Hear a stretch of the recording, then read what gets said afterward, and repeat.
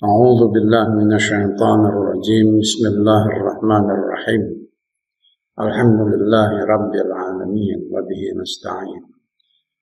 وصلى اللهم وسلم على سيدنا محمد وآله الطيبين الطاهرين وعجل فرجهم وارحمنا بهم. Ikhwan dan akhwat rahimakumullah. Masih berbicara tentang mazhab Syiah Imamiyah dan kebudayaan Persia. Ya.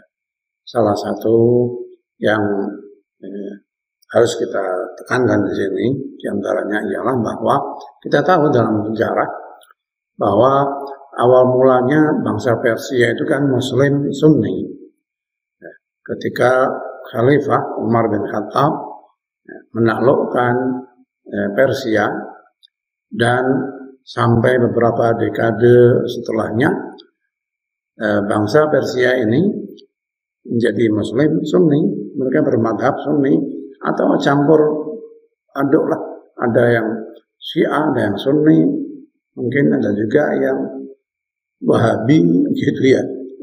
Di masa-masa selanjutnya sampai sekarang ini ada itu ya, mereka yang bermadhab Sunni Wahabi gitulah ya. Nah, jadi mereka itu minoritas, ada Syiah sejak dulu, ya, para pencinta dan pengikut Ahlul Bait alaihissalam ada dia. Tapi kemudian sekarang Iran menjadi mayoritas mutlak pengikut mazhab Syiah Imamiyah Isna Asyariyah, itu kan perjalanan proses ya, sejarah ya, yang dapat dipelajari. Itu ada kitab-kitab yang membahas masalah itu, proses bagaimana kemudian warga Iran itu menjadi pengikut mazhab Ahlul Bait alaihissalam. Nah, jadinya tuduhan ya bahwa mazhab Syiah Imamiyah itu terpengaruh oleh bangsa Iran, bangsa Persia, kan jadi aneh toh. Lawang dulunya itu mereka Sunni kok kemudian menjadi Syiah. Artinya justru orang-orang Persia, orang Iran ini terpengaruh oleh mazhab Syiah, bukan mazhab Syiah yang terpengaruh oleh bangsa Persia. Walhasil itu sudah kita bahas dan selesai. Satu poin lagi ya yang penting ingin saya ketengahkan di sini, bahwa orang-orang Syiah, bahwa bangsa Persia masuk menjadi pengikut mazhab Syiah, diantaranya ialah karena adanya perkawinan antara Imam Hussein alaihissalam dengan putri Raja Persia. Iya. Tapi untuk itu ya kita akan ya sudah bahas lah ya masalah ini, bahwa apabila itu yang diangkat, maka di dalam ilmu mantik atau filsafat ada kaidah yang dalam bahasa Arab berbunyi hukmul amsali fima yajuzu aw la yajuzu wahidun, ya, bahwa hukum segala sesuatu yang sama, satu dan yang lain memiliki kesamaan, ya, maka mereka seharusnya juga memiliki hukum yang sama pula dalam hal di sini mungkin boleh atau tidak boleh, kan gitu. Sesuatu yang sama itu, ya, apabila ini merah, seharusnya yaitu merah lah, nah itulah sama, kan gitu. Ya, berkaitan dengan masalah yang sedang kita bahas ini, bahwa bangsa Persia masuk ke dalam mazhab Syiah karena Imam Hussein menikahi salah satu putri Raja Persia, yaitu Yazdajir, gitu ya.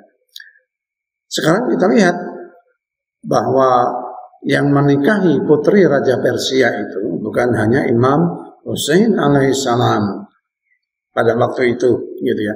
Tapi Abdullah bin Umar dan Muhammad bin Abi Bakar juga masing-masing menikahi putri Raja Persia itu. Gitu.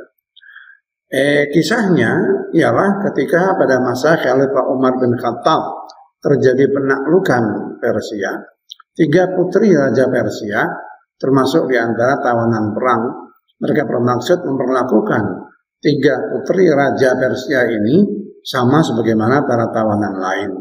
Akan tapi Imam Ali alaihissalam berkata bahwa putri raja tidak diperlakukan sebagaimana budak biasa. Pada akhirnya Imam Ali alaihissalam mengusulkan agar perempuan bangsawan itu dijual dengan harga setinggi apapun dan dimerdekakan.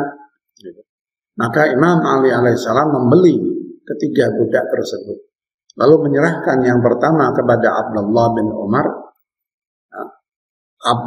Umar bin Khattab, yang kedua kepada putra beliau yaitu Imam Hussein alaihissalam, dan yang ketiga kepada Muhammad bin Abi Bakar. Gitu. Abdullah bin Umar memiliki anak bernama Salim dari istrinya ini, dan Imam Hussein memiliki anak beberapa, ya, di antaranya Imam Ali Zainal Abidin, sedangkan anak Muhammad bin Abi Bakar dari istri Persianya ini bernama Qasim. Dengan demikian, maka ketiga anak ini memiliki ibu yang bersaudara, ya, dan sama-sama anak Raja Persia Yazdajir itu. Di sini kami bertanya, jika bangsa Persia masuk Syiah atau bahwa ajaran Syiah banyak terpengaruh oleh kebudayaan Persia karena Al-Husain mengawini putri Yazdajir, mengapa sebab yang sama ini tidak berlaku pula pada perkawinan Abdullah bin Umar dan Muhammad bin Abi Bakar? Mengapa tidak dikatakan bahwa bangsa Persia masuk Sunni atau bahwa ajaran Sunni banyak terpengaruh oleh kebudayaan Persia karena perkawinan Abdullah bin Umar dan Muhammad bin Abi Bakar dengan putri Yazdajir? Padahal 2 orang ini, ya, Abdullah bin Umar dan Muhammad bin Abi Bakar kan putra khalifah muslimin juga. Selain itu banyak juga di antara tokoh Sunni zaman itu yang menikahi putri-putri Raja Persia. Dalam sejarah tercatat bahwa Yazid bin Al-Walid bin Abdul Malik memiliki ibu bernama Syah Faran binti Fairuz bin Yazdajir. Sedangkan Marwan bin Muhammad, khalifah terakhir Bani Umayyah, memiliki ibu seorang budak dari Kurdi, Iran. Lalu mengapa semua itu tidak menjadi sebab dan tidak pernah diangkat sebagai sebab masuknya bangsa Iran ke dalam mazhab Sunni? Mengapa tidak pernah dikatakan bahwa bangsa Persia memiliki hubungan emosional dengan tokoh-tokoh Sunni itu? Sebaliknya, mengapa bangsa Arab Sunni tidak condong kepada Ahlul Bait? Padahal sebagian dari ibu-ibu mereka adalah keturunan Arab. Justru yang ada adalah sekelompok orang Arab yang membenci dan memusuhi Ahlul Bait alaihimussalam. Itu semua pertanyaan-pertanyaan, ya, ditujukan kepada akal-akal yang banyak ngomong tanpa mau berpikir dengan baik. Ada satu hal lagi, ya, yang dihubung-hubungkan gitu selalunya antara Syiah, mazhab Syiah gitu dengan baik agama Yahudi maupun agama Majusi, ialah adanya kedekatan atau kesamaan ideologi antara ajaran-ajaran ini. Nah, ini juga seringkali dijadikan jalan bagi para pembenci Syiah, ya, untuk menyudutkan Syiah. Kadang mereka mengatakan bahwa ajaran Syiah berasal dari agama Yahudi karena terdapat kemiripan antara ajaran mazhab ini dengan agama Yahudi. Lain kali di kesempatan lain mereka mengatakan bahwa ajaran Syiah berasal dari Persia. Maka mereka pun mencari-cari ajaran Syiah yang mana yang memiliki kemiripan dengan ajaran bangsa Persia yang Majusi itu.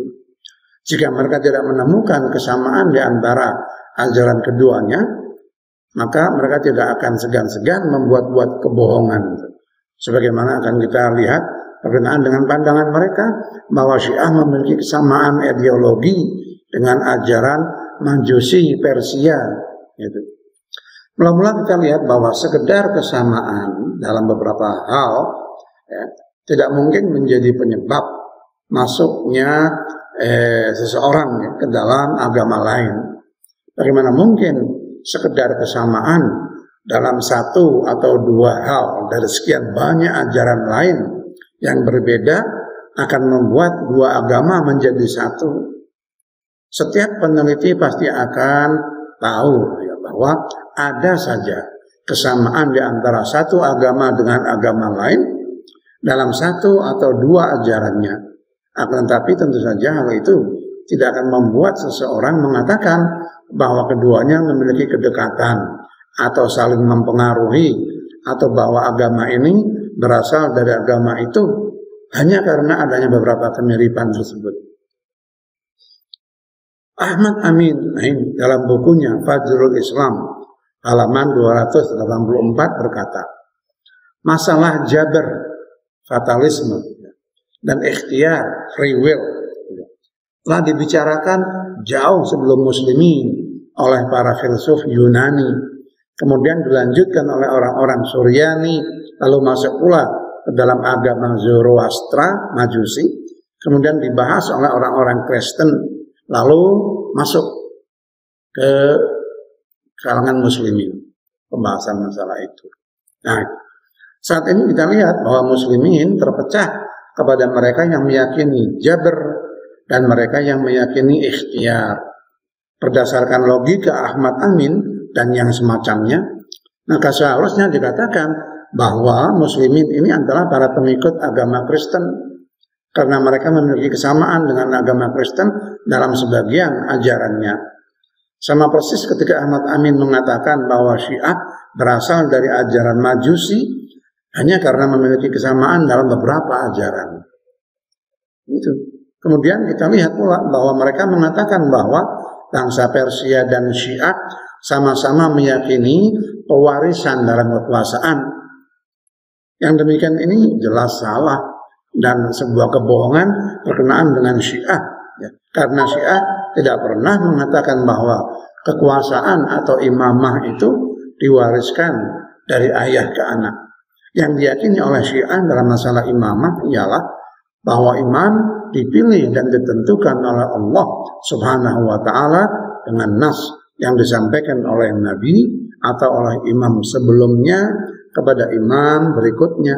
Keyakinan Syiah bahwa imam dipilih berdasarkan nas dan ketentuan Allah Subhanahu wa Ta'ala dapat ditemukan dengan sangat mudah di berbagai buku dan kitab yang ditulis oleh ulama Syiah dari dulu hingga sekarang. Sebagian dari poin-poin itu juga sudah kita sampaikan pada pertemuan-pertemuan yang lalu.